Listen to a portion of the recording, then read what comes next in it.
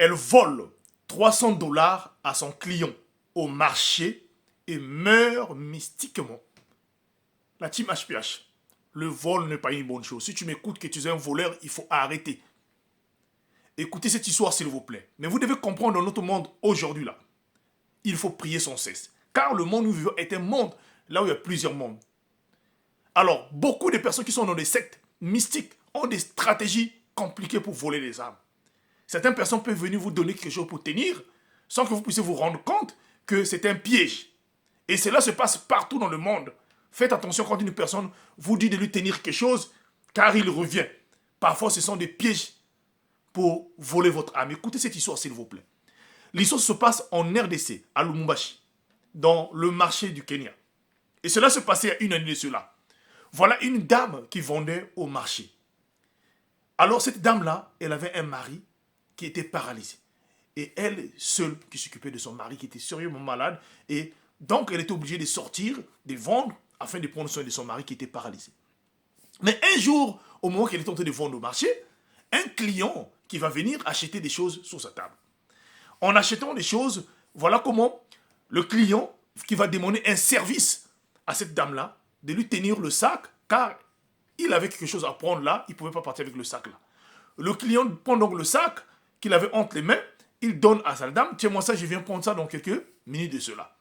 Au moment que le client s'en va, sa copine qui vendait avec elle, donc dans la table d'à côté, qui arrive là, qui avait suivi l'action, qui arrive, il dit, comment tu peux prendre le sac d'une personne dont tu ne connais pas, mais s'il y a quelque chose de bizarre qui est à l'intérieur, alors moi, je dois fouiller pour te préserver. Voilà comment sa copine ouvre le sac de son client, donc du client de la dame, et à l'intérieur, elle tombe sur la somme de 300 dollars à l'intérieur. Elle décide donc de prendre les 300 dollars en complicité avec celle dont on avait dit de tenir le sac. Et les deux vont rester. Quelques minutes plus tard, voilà le fameux responsable du sac revient pour venir chercher son sac. Mais quand il prend son sac, il s'arrange bien de vérifier son sac avant de partir. Il prend soin de vérifier son sac.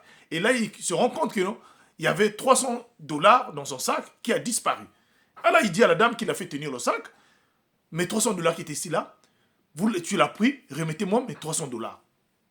La dame dit non, je n'ai rien pris ici. Elle a dit, ah, tu ne connais pas là où j'ai eu cet argent-là. J'ai une famille à nourrir.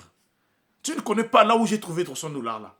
Et tu décides de voler mon 300 dollars comme ça, sans rien faire. Je vous en supplie vraiment, remettez-moi mes 300 dollars. Voilà la team HPH. La dame là, elle dit qu'elle ne connaît rien. Sa copine était là aussi. Elle s'inquiétait, elle a dit vraiment, voilà.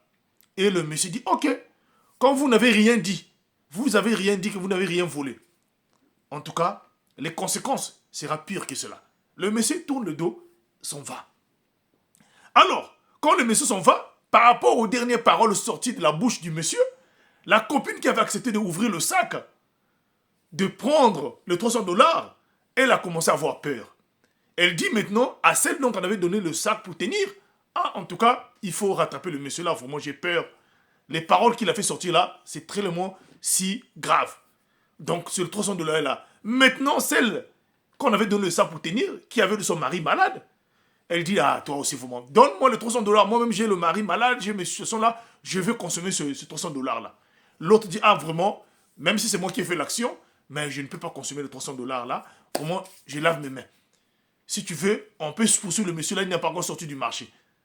Voilà comment cette dernière-là prend les 300 dollars, il utilise les 300 dollars, elle utilise les 300 dollars là. Mais, quelques temps plus tard, voilà comment, un jour, elle était à la maison, elle commence à voir des tourbillons mystiques qui venaient la chercher. Elle a crié devant tout le monde qu'elle voit les tourbillons. Les gens disaient, mais c'est là, c'est quoi? Quel genre de tourbillons que tu vois? Les gens qui étaient là-bas ont pris, l'ont emmené, on croyait que peut-être c'est un palu cérébral. On l'a emmené à l'hôpital, rien, elle continue toujours à voir des tourbillons. Jusqu'à ce qu'elle a commencé à perdre sa tête.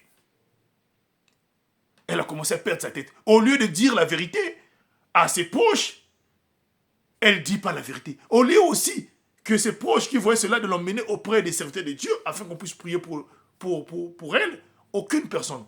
Voilà comment cette dernière-là on l'emmène à l'hôpital. Elle continue toujours à avoir ces tourbillons-là. Donc, c'est comme vous connaissez, c'est comme quelque chose qui tournait, qui venait la chercher. Qui venait la chercher.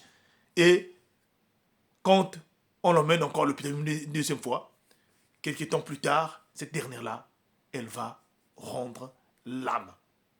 Mais sa copine, qui avait vécu l'action et qui avait pris cet argent-là, connaissait bien l'histoire.